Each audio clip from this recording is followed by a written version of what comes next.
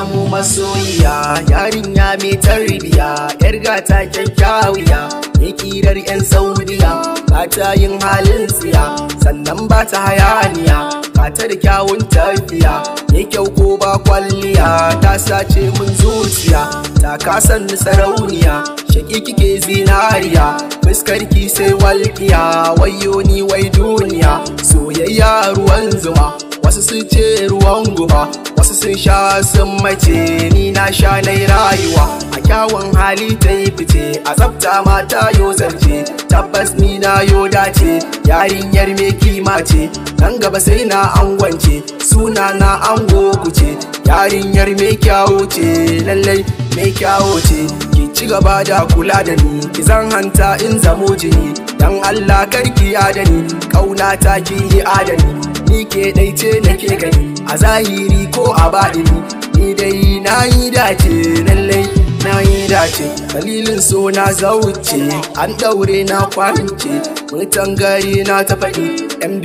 ya gigice, ina da kuɗi nai ta talauci, da iyaye na nai ta maraici, buri na inganki ne da safiya ko da maraice, daure ki zamo matata, sannan umma goyana, da ke kaɗai zan zauna, na san ba rai ba kuna, a takardu sunan ki na zana, mai kyau wace ba ta hayaniya, na bila kin sace zuciya, tilas ne in yi bayani,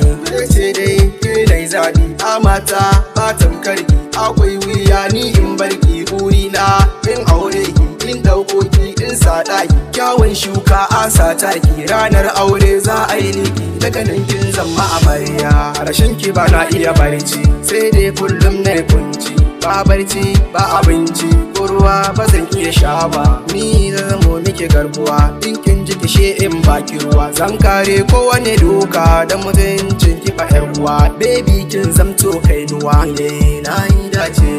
ne na yi dace, ne na yi dace, na samu masoyiya, ne na yi dace, ne na yi dace, na samu masoyiya.